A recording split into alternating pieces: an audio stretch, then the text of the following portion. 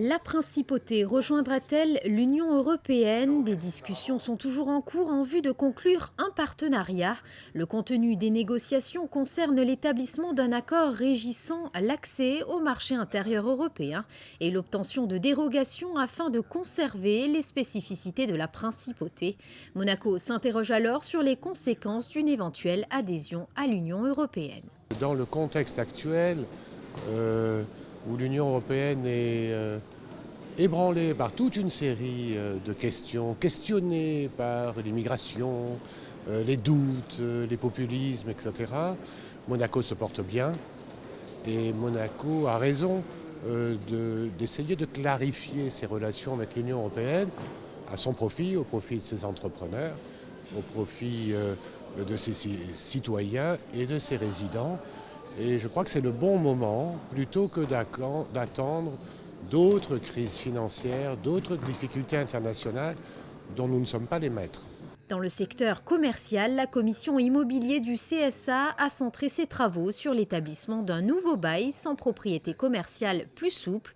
Ce dernier serait conclu de gré à gré, l'idée étant d'engendrer une liberté contractuelle avec moins de risques financiers pour les enseignes désireuses de s'installer en principauté. En fait, c'est l'accessibilité. Ce qui nous manque aujourd'hui, si vous voulez, c'est certaines enseignes qui pourraient venir à Monaco, qui ne viennent pas pour un certain nombre de raisons. Déjà, les droits d'entrée, les droits tournaux sont excessivement chers, donc ça, on va dire que la réalité économique pour certaines entreprises qui pourraient venir s'installer n'est pas là, donc ça donnerait plus d'accessibilité. Le bail de bureau, c'est simplement de pouvoir rentrer et éviter et contourner, on va dire, la loi 490 qui donne la propriété commerciale à une entreprise qui serait installée depuis plus de 3 ans dans son activité. Donc tout ça, voilà, c'est les axes de réflexion dans lesquels on travaille. La commission qualité de vie, quant à elle, souhaite valoriser la sécurité en principauté, faciliter les voyages professionnels des résidents et apporter une meilleure communication visuelle et marketing sur le terrain à proximité des chantiers.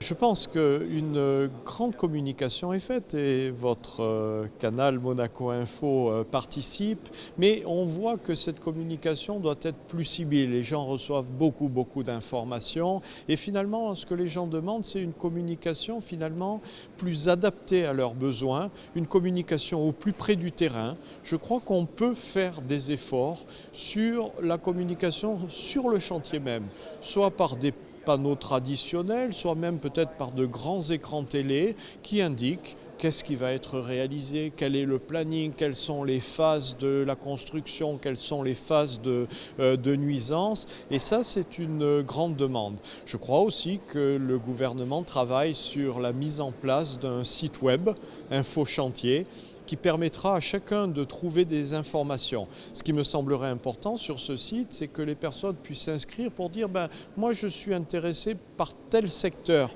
Merci de m'informer quand il y a des nouveautés qui concernent ce secteur. Au chapitre économie de la mer, la commission Monaco Capitale du yachting ambitionne de mettre l'accent sur la croisière, l'objectif étant d'évaluer ce que représente l'économie dans ce domaine et de définir une stratégie sur le type de bateau à accueillir en principauté.